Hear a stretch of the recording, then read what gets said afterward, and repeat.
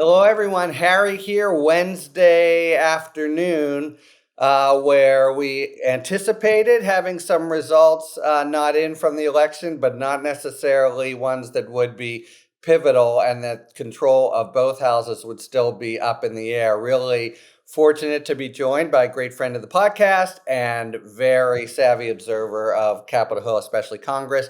Matt Miller, who's had leadership roles in both the DOJ, both the executive and legislative branches, is now a partner at Via Novo. Matt, thanks for being here. Great to be here, Harry.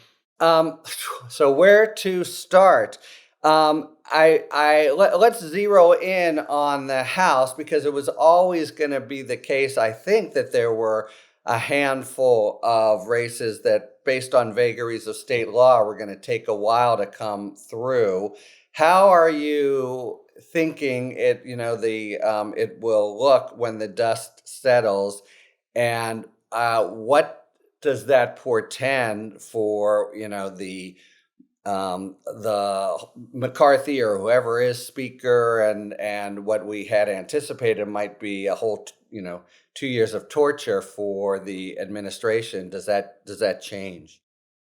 So it does look like it's likely to be a House majority. I'm sorry, a Republican House majority, Yeah. though a much smaller Republican House majority than really anyone anticipated. Certainly smaller than I think Kevin McCarthy anticipated. And I think what that means is um, you see even a more reckless House of Representatives than we've seen even in the past, when the House majorities, when Republicans controlled them under the Obama administration, could be pretty reckless. I'm thinking especially of this analogous situation after the 2010 midterms, when Republicans took over the House. We had a Democratic Senate, Democratic president, of course, and by the summer, plunged the U.S. into this crisis over whether we would default, crash the stock market, have the U.S.'s credit rating downgraded for the first time in history. And that happened not because the Republican leadership wanted to do it. John Boehner was firmly opposed to doing it, but he got dragged into it by not even a majority of the caucus, but a vocal minority of the caucus who would basically threaten to bring him down if he opposed them. And that became a dynamic that extended through his entire tenureship as speaker. Was less prevalent when Paul Ryan was speaker, was still there. And those were with bigger majorities than Kevin McCarthy as speaker is going to enjoy. So I think if you look at uh, a House Republican caucus that is probably crazier now than it was back then, where the crazy members, are make up kind of a higher percentage and are more reckless, led by a speaker who is weaker than either John Boehner or Paul Ryan. It's a recipe for chaos on the legislative level. Government shutdowns, brinksmanship over the debt ceiling, and then what that means is the one place they will all agree on is investigating the Biden administration, and it's something that kind of every Republican can rally around. And so you'll see both kind of legitimate investigations of waste, fraud, and abuse, which that happens in every administration. There's no significant examples yet, but there's always something there, and kind of crazy ones into Hunter Biden and impeaching the Secretary of Homeland Security over stuff at the border, and I'm sure trying to monkey around in DOJ's investigation of former President Trump.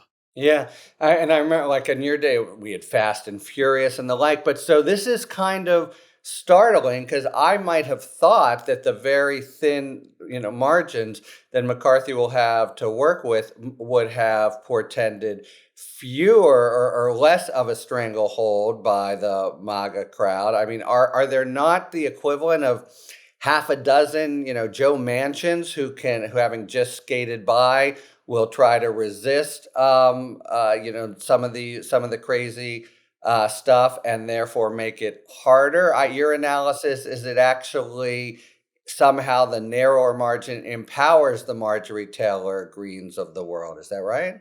It does, because they're willing to blow everything up in the way the moderates never are. So the moderates aren't willing to, and I should say because they're willing to just be obstructionists, that matters on the Right. kind of legislative things that Congress just has to do, right? They have to fund the government or the government shuts down.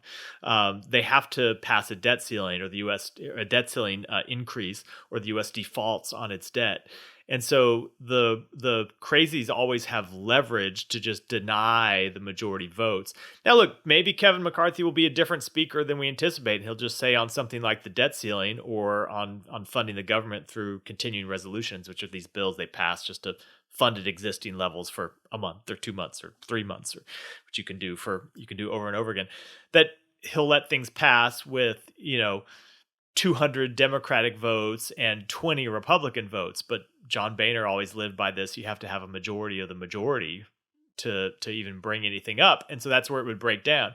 But I do think on the moderates, sometimes they will see these crazy investigations as a way to let the crazies let off steam. Right. But I do think there's also probably a consensus in it that I should say there are not a lot of moderates left in the Republican Yeah, House I wanted caucus. to There ask aren't a you lot of about voices that. of sanity Yeah, I mean, it's anyway. very different from even 6 years ago, right? Yeah, that's right.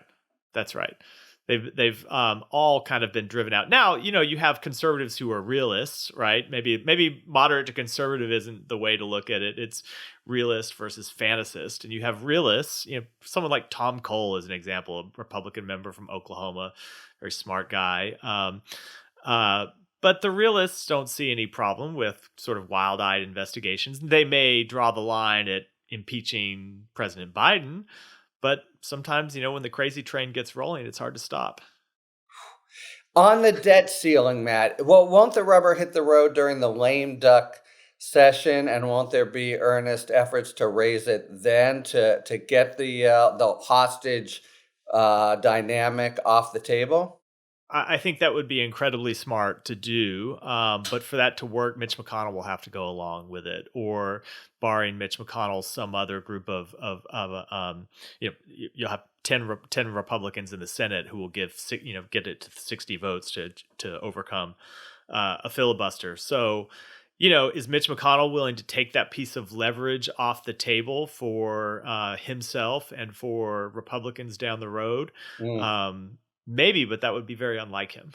He doesn't Wow. usually give away a piece of leverage for nothing. Sticking with McConnell, so the big books keep coming out, and the latest one that I'm reading, we're going to do on Talking Books next week. Baker and Glasser make it very clear that the relationship between McConnell and Trump is not like a kind of frosty arm's length, but that McConnell from day one loathed him and saw him for what he was. And now McCarthy, of course, although he's had a couple, departures like on January 6th itself, is seen as much closer ideologically. What is your take on the basic dynamic, political and ideological, between McConnell and McCarthy? Um, I, I would guess if you took McConnell aside and shared a glass of Kentucky Right. bourbon with him and could have an honest conversation, he probably doesn't think very much of McCarthy's political skills or kind of his backbone. But they're going to have to work with each other, and you will have this strange dynamic this has happened before, where McCarthy will come in and try to pass a bunch of legislation, none of which could make it through a Republican Senate, even if McConnell was majority leader, because you couldn't overcome a filibuster. And it would be But they vetoed will, anyway, yeah. yeah, it could be vetoed anyway. But you'll have the House being kind of, the engine passing legislation all the time and being a thorn in the administration side.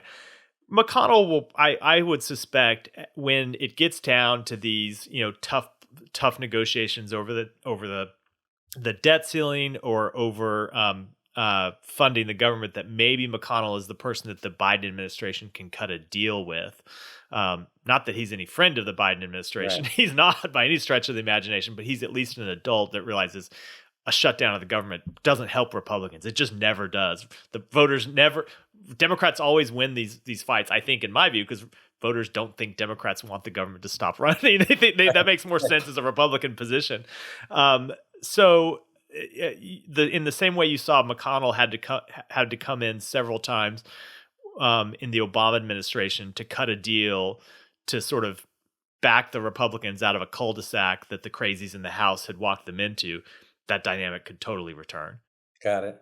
Now, so I'm hearing this really is kind of alarming. So, whether it's 3 or 20, I don't, or whatever, whatever it would be, three standard deviations of how big the Republican majority turns out to be. It either doesn't matter or it's just worse the smaller it is. I'm grasping that. So I was going to ask, but and it's still of interest, but sounds like of less practical interest. When do you think this all gets settled in terms of the actual final numbers in the House? I will go over to the Senate in a minute.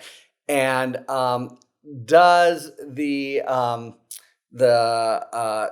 size of it all, well, let's just start. When do you think we know how big the final numbers are for the next House? Barring any sort of recounts Yeah. or significant litigation into next week, roughly, we'll have a very close. By early next week, we'll have a pretty close to final version. But your And great there state, could be, by California, the your way, great in st- the end game, there could be some real Republican mischief in the courts and those kinds of fights in individual races, I guess. There could be, but for that to happen, it always has to. I mean, it's usually when you're in the recount and Yeah. you're arguing over which ballots get swept in and which gets swept out, and we don't know how many. Does How many of those McCarthy are going to have be. to There's okay those no, individual no, those are ones? no. That's up to the candidates who It really are, is. the Okay. candidates that are in the race, how much they want to fight over them. But barring a seat or two, I mean, there's never more than one or two seats where Yeah. there's litigation that goes into play and is affecting recounts. For it's very rare that something happens that holds a seat open for a few months. I mean, the Al Yeah. Franken seat Al Franken, right? is a big exception. But by the end of next week, we should know. Tell your people in California to count faster. That'll that'll help. Yeah. It's always I don't quite California. understand why it is. It's the same in Maryland. Why certain things are so much. I have a vague sense, but anyway, we'll leave that to the side, to the workings of government. Some of us remain in the 19th century. There's some advantages here. All right, so let's going over to the other side where there's many fewer numbers, and so a clearer picture. Now it seems as if the leverage is fairly strong. There are three or arguably four seats in play, of which the Dems have to secure two. Yes. And give me your sense of their most likely pickups and where it's trending. Look, I think in the Senate they only need. I'm taking it for granted that Mark Kelly has been reelected in Arizona. That certainly seems to be where the votes are trending. Maybe we'll Yeah. wake up and find some, but I think he's won, which means we need one more seat. And I think based on the numbers I'm seeing out of Nevada, that the numbers are going to be there. And Yeah. Senator Cortez Mastro is going to Will be be reelected reelected. Yeah. there, which means we have that seat even Yeah. before going to a runoff in Georgia on December 6th, which would be a remarkable development. Look, I think everyone kind of got weak in the knees the last few weeks, but a month ago, I would have said that there were three seats that would determine Yeah. control of the Senate: Georgia, Pennsylvania, and Nevada, and Democrats needed to win two of the three. And I think we've won two of the three. We were ahead on election day in the third, Georgia, and it's going to go to a runoff. And I think if Democrats control the majority and Trump is a declared candidate, I think that the runoff dynamic favors Democrats, but it's really unpredictable, really hard to say for sure. Who knows what will happen between now and December?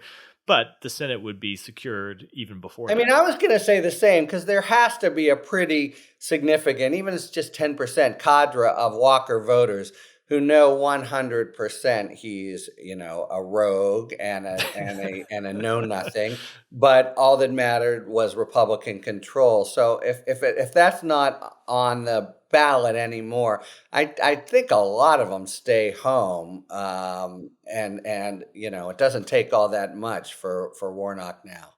Yeah, look, the argument for Herschel Walker was always control of the Senate. Republicans have admitted that Right. sometimes you can motivate voters. You can motivate voters a few ways. You can motivate them by excitement for the candidate they're voting for. Good Yeah. luck with that with Herschel Walker. Mhm. Antipathy towards the opposing team's candidate. Right. Republicans have admitted that they have that hard time with that with If Raphael Trump Warnock. is in, right. Yeah. Well, Warnock's a likable guy. He's hard to Yeah. motivate people against. Right. I And the see. third is kind of the larger stakes. And if the larger stakes argument is taken off the table, I do think Democrats still have people that one, like Raphael Warnock and want him. Two, are motivated to defeat Herschel Walker, and three, if Trump is a declared candidate as he seems to be, I think that helps. He's when he's on the ballot, he's good at bringing out Democratic voters and Republican voters. When he's not on the ballot, he's good at bringing out Democratic voters. Not necessarily. Especially Walker, who he's so closely associated with. Yes. Well, but let me ask, so if it is true that there's a narrow, and by the way, I just have to, as a lawyer, put in this asterisk that it's quite likely that the margin will be less than, if the margin is less than 14, it means that activist decisions on the shadow docket by the Supreme Court have given the Republicans the House this time. There's no way around it. People think only in terms of the blockbuster arguments of what the court does, but this would be absolutely sort of at their door. But back to the Senate. So let's say, Can I be a little yeah, counterintuitive? I think yeah, that is true in a narrow sense, and that their yeah, decisions had an impact on redistricting in a few states. However, I will say, if you look at redistricting writ large, yeah, I think we pretty much fought them to a draw, and yeah. yet we lost those Fair decisions. enough. But the Yeah, work that we did on redistricting, as opposed to 10 years ago, we left it alone. yeah, I think when the final numbers are going to show up, Republicans are going to have won a higher percentage of the popular vote than they have seats in the House, which is a remarkable thing and a flip of how it worked before this cycle. yeah. Fair enough. So in one way, I'm positing another world where both the Democrats are together, especially on election stuff, and Mark Elias, and the court is. So Right. fair enough. Maybe that's too fantastic to credit. Back to the Senate. Let's say it's 51. The difference between 50 and 51 was glaring in the last couple years, and the tyranny of Joe Manchin and Kristen Sinema to a lesser degree. 51, yeah, it's better than 50. But if, as you say, the House is narrowly controlled by the Republicans, does it really make a difference? It doesn't make any difference in terms of passing legislation, because Yeah. you're not going So, to get any legislation out of the House that comes over, that there's going to be you're right. going to find broad consensus. If you do, you're going to have a lot of Republicans that support it already. So it will Yeah. make zero difference from a legislative. Even if you had gotten to 52, this is the line the president had: give us 52 Right. senators and we'll codify Roe. Well, sure, in the Senate, but it takes two chambers, Right. right? Um, So it's just so, individual judges but that might well, otherwise, where the R's could peel off one vote, yeah, say. well, and there have been times where Manchin has killed nominees. Yeah. I don't. I'm scratching my head. Maybe he's killed a judge or two that I can't think about. Lots of times you wouldn't know, because what happens is they don't get brought to the floor and they're just quietly hanging out there. But there have been a number of nominees that he has either killed, or any one senator. A lot of nominees. Look, the ambassador to India nominee, the mayor of Los Angeles, has been hanging out there forever and can't get Right. the votes. I think he's more than one vote short. But one senator can kill or delay a nominee, and that won't be the case anymore. It'd take two, so it's a little different. There But might be a judge or two who gets yeah, through. a judge or two for sure, and that is somewhat significant, because one of the things that will change, I think, is that there won't be a big Biden legislative agenda with a Republican House. Now, look, I'm not sure how much of a legislative agenda he had left anyway. He got a remarkable amount done. Yeah. But really, all the Senate will exist for in a meaningful way is to confirm appointees to the executive branch and to confirm judges. There's not going to be a great overlap between things Kevin McCarthy wants to pass and things Chuck Right. Schumer wants to pass. There just isn't. Yeah, right. All right, let's end with a few minutes about then 2024, because there will be a lot of maneuvering here. When you said McConnell, you have to think his number one goal is setting things up for a favorable outcome. So it looks as if it's going to be a government that does nothing for 2 years. And we'll see who gets the fault for that and how much voters care. But what are the, we there's the investigations dynamic and and even impeachment, a possibility of backfire. There's the wild card of Trump. You seem to think it a given that he'll get in.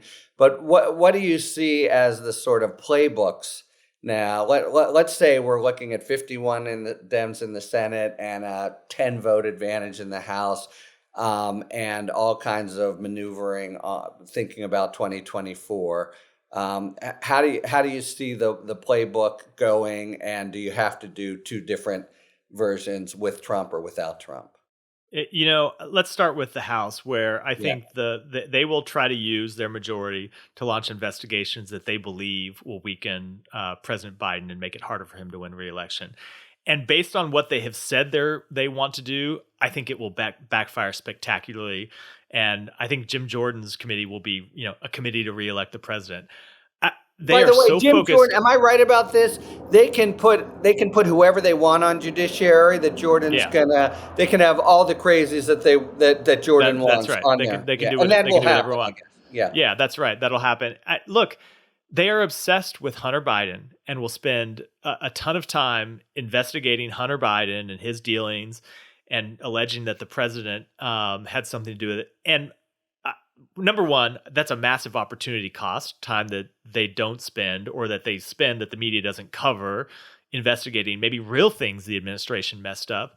But number two, I think the American people get it that Hunter Biden's lived a screwed up life and his dad has tried to help him out from time to time in a way that any loving father would. I don't mean with business or in any appropriate way. Right. I mean coming in and saying, "Son, you need to get help." I Yeah. think that all that they will do is convince the American public that Hunter Biden is a screwed up kid, adult now, which he is, and that Joe Biden's a loving father. Yeah. Great. I mean, it will tie the White House in knots, I'm sure, because it'll be very uncomfortable for the president, and that flows down through the staff. But I think it will be a mistake, and I do think all the other things you hear them talking about investigating are things that the American people will just see as a distraction. And the president so far seems to get it. His press conference he had this week, when asked about it, his tone was pitch perfect. I don't think that's what the American public wants us to work on. I think they want us to move on and focus on things that matter to their lives. And if he can maintain that discipline, I think it will. There's nothing I've seen so far that they're planning on investigating that seems troubling. Now, you never know when somebody's stupid in some agency, when it comes to light. But right now, But not by, I mean, nothing. it's not only tangential, it's 6 years old or whatever. It just Yeah, seems that's like right. you're going to impeach him. Yeah. It's just Okay. And it's a dry hole. And then with respect to Trump, look, I think he clearly looks.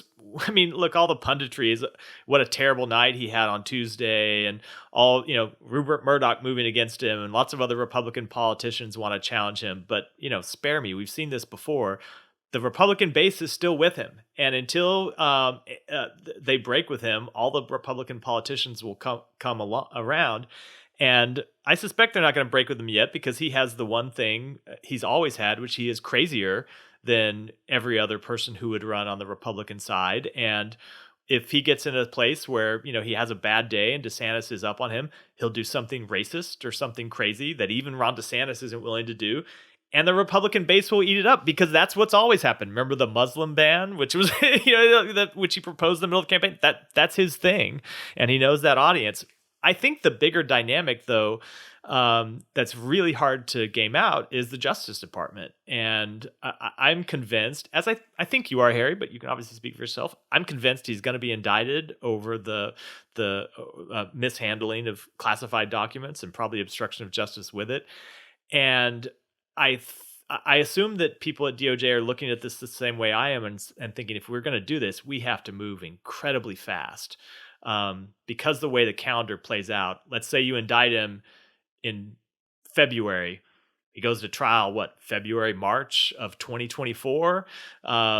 Say he loses his trial. It's a short trial, a couple weeks, right? Loses.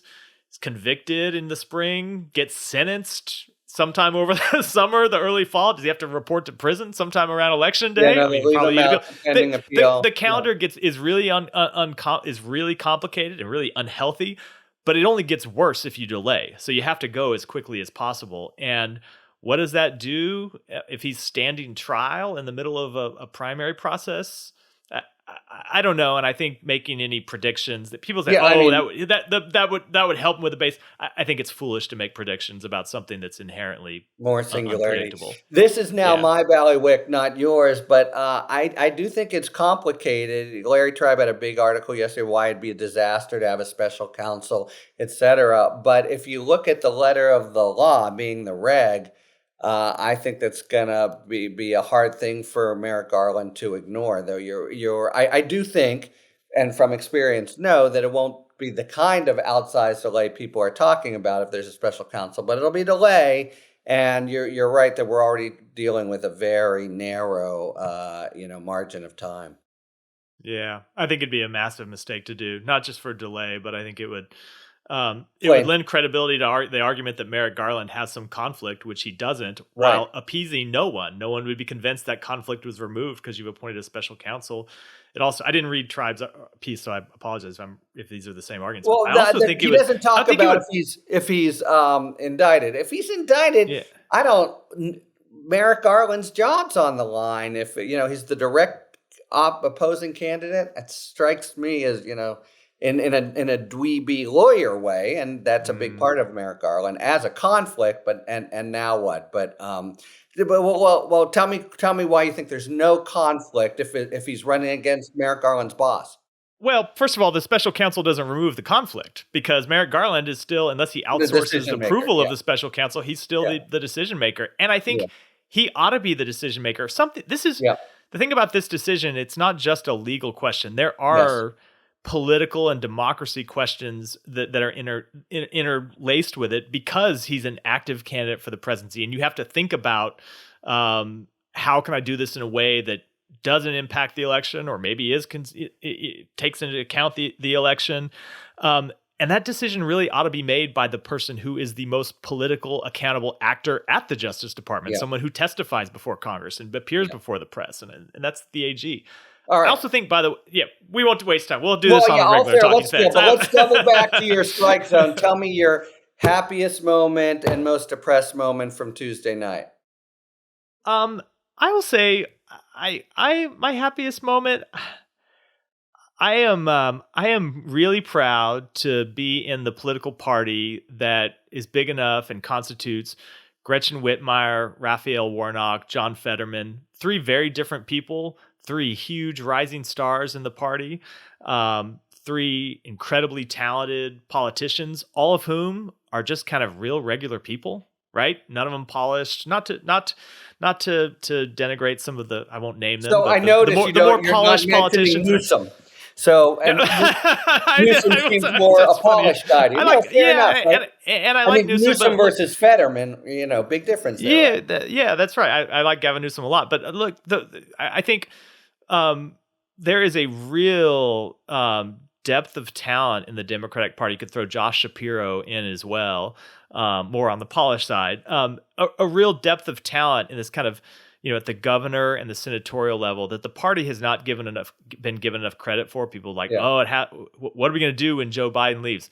There are a lot of great people, and we saw a lot of them win the other night. And then in terms of depressing moments, I didn't really have any. We didn't, haven't lost an incumbent senator yet. We didn't lose an Yeah, I incumbent mean, governor. We lost some House members that I was fond of. Elaine Luria, he gets a lot yeah. of grief from the left, but I like Sean Patrick Maloney. But That was a we were big one. Yeah. but look, we were always going to lose House members. It's a Yeah. midterm election. We control the White House. It happens. Just in general, I'm just thinking about from the West Coast, my 5 p.m. to 10 p.m. was like, whoa, I don't know, because I had absorbed the conventional wisdom. Matt Miller, always a pleasure. Thanks so much for your counsel and guidance. Hope we can talk to you soon as this kind of plays out, especially in the lame duck period. Yeah, of course. Thanks, Harry. Bye-bye.